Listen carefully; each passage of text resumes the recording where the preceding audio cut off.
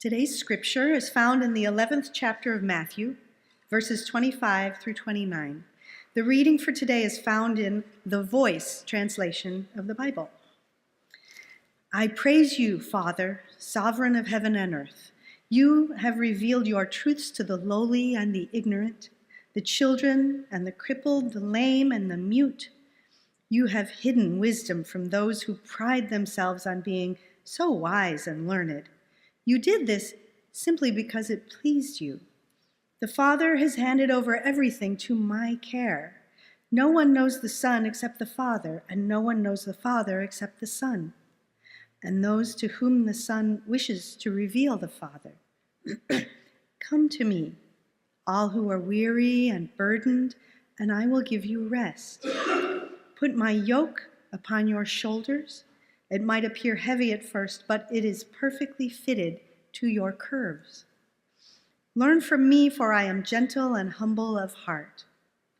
When you are yoked to me, your weary souls will find rest, for my yoke is easy, my burden is light.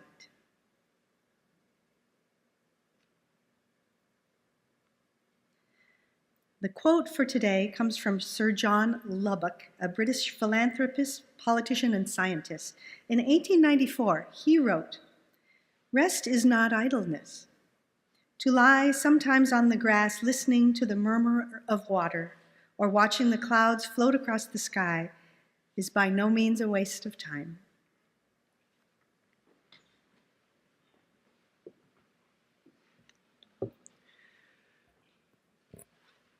Well, it's taken a bit of adjusting going from 2 weeks of beach vacation to arriving to the church office this past week. And while I was on my trip, obviously I'm thinking about coming here, all the things that we will be doing together in the coming months, the conversations that I would have, the people that I would meet, the things that I would do. And so I have a quick question. How many of you think I did zero work while I was on my vacation? How many of you think maybe I worked like half an hour a day, maybe half a day? Some of you know me pretty well. You know what I'm like.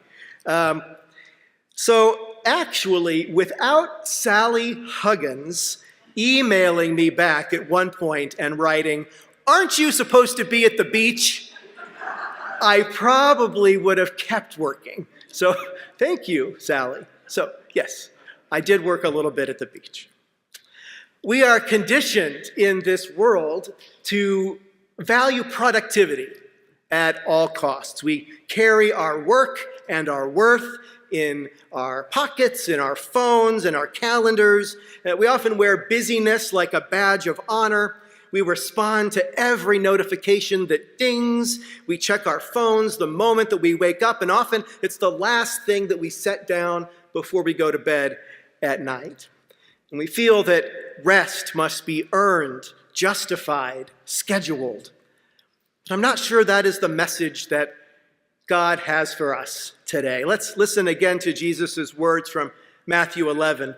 "Come to me, all you that are weary and are carrying heavy burdens, and I will give you rest. Take my yoke upon you and learn from me, for I am gentle and humble in heart, and you will find rest for your souls. For my yoke is easy and my burden is light." Now, Jesus spoke these words not to people who were on a sabbatical or lounging on vacation, but to people crushed under the weight of religious and social expectations. His audience was made up of fishermen, farmers, widows, laborers, beggars, outcasts, ordinary people who were doing their best to survive in a world that constantly told them that they were not enough. And on top of that, the Roman Empire was a constant force in their lives. Taxes were high. Soldiers enforced order with violence. The economic system exploited the poor and enriched the powerful. Sound familiar?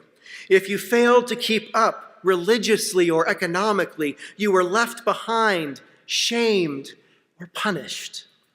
And it wasn't just physical labor that exhausted people. It was the emotional and spiritual toil of constantly trying to measure up to the demands of society, to the demands of our neighbors and work and family. Sound familiar?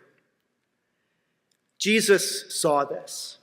He saw the invisible burdens people carried, the anxiety of never doing enough, the shame of not fitting the mold, the fear of being rejected by God.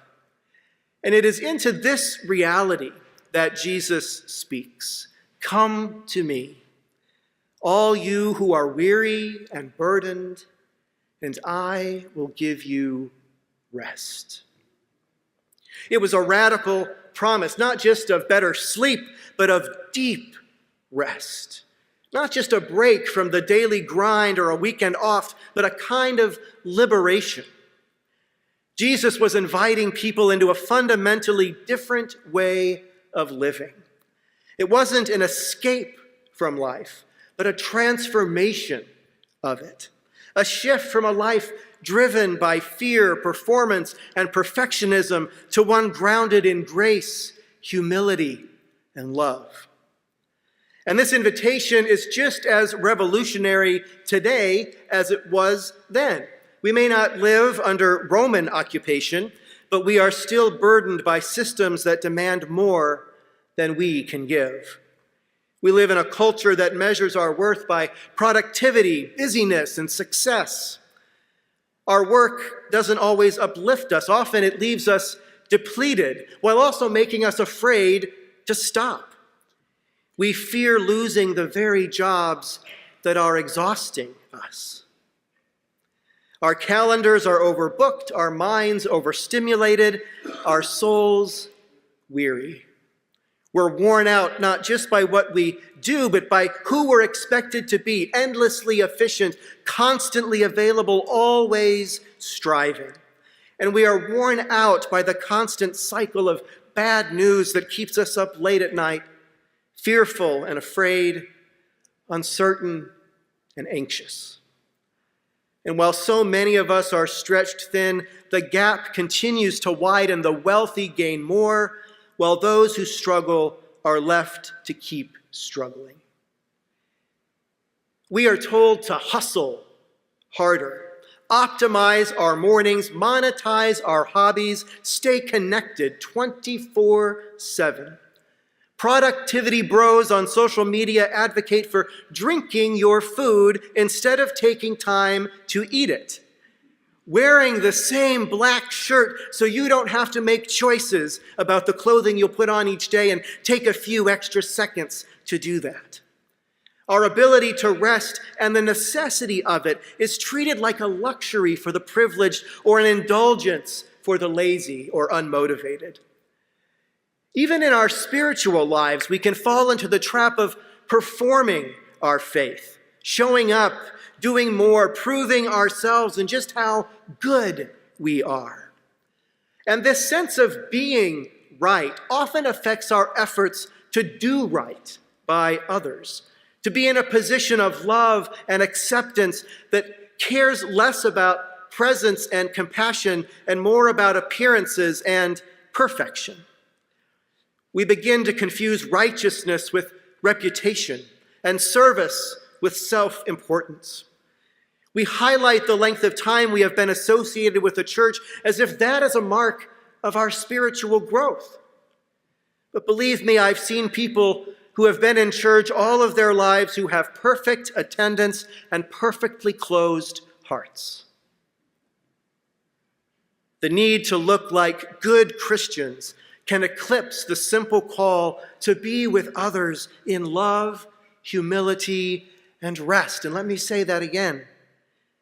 The need to look like good Christians can eclipse the simple call to be with others in love, humility, and rest. But Jesus disrupts all of that. He doesn't say, come to me when you've figured it out. He doesn't say, come to me with your to-do list complete.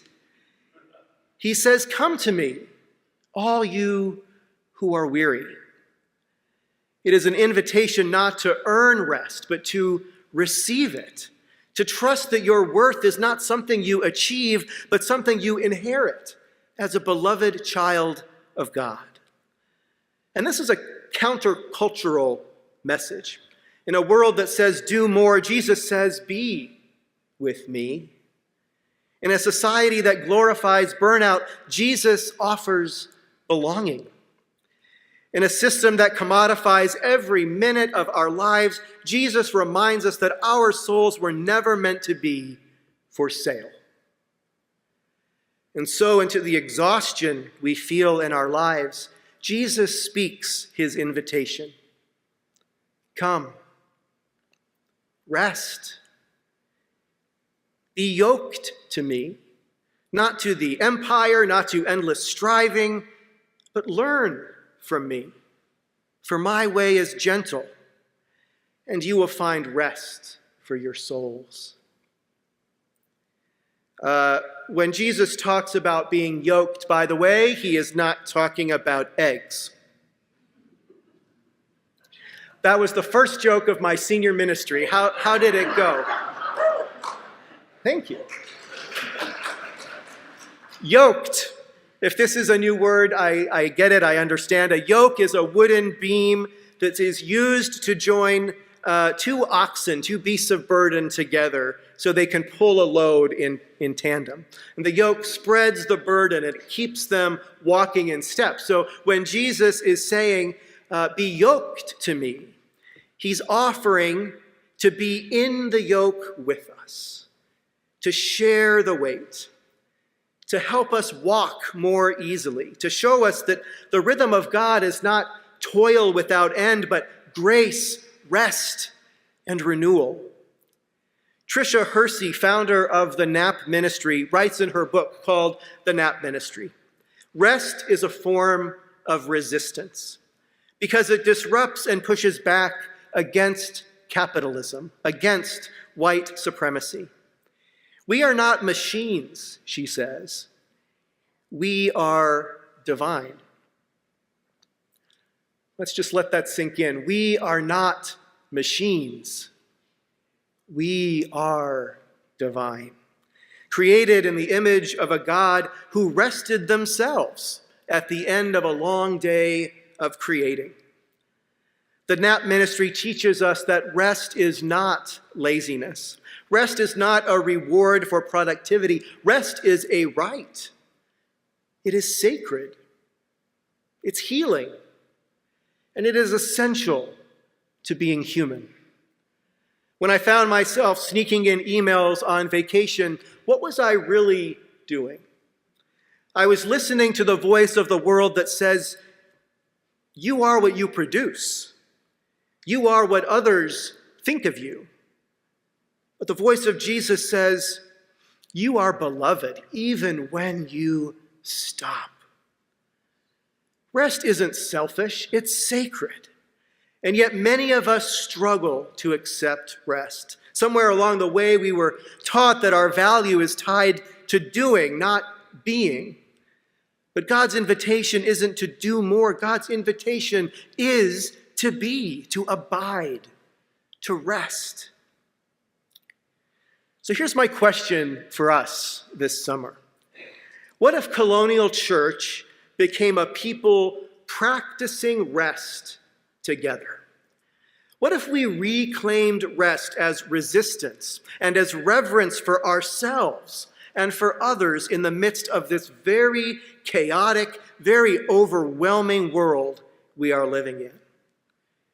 What if we declined the constant invitation to be burnt out and accepted Jesus' invitation to walk gently, to be yoked in love, and to quit the hustle the world insists we do? The next few weeks we will explore rest. And as we explore it, let this be an invitation for you to find rest from everything happening around you these days. Let this be a time to realign your rhythms with the one who says, come to me, all you who are weary, and you will find rest for your souls. So take the naps you might need this month. Put down the phone a little more often. Cancel a meeting or two. One of us in this room said to me when I said, boy, lots of stuff going on, they said, well, book a high-level meeting and just take a nap. That's pretty good advice for all of us. Put a nap on the calendar. Begin to become comfortable with saying no when you need to. Because you are not a machine. You are a beloved child of God. And that, I believe, more than anything else, is enough. Amen.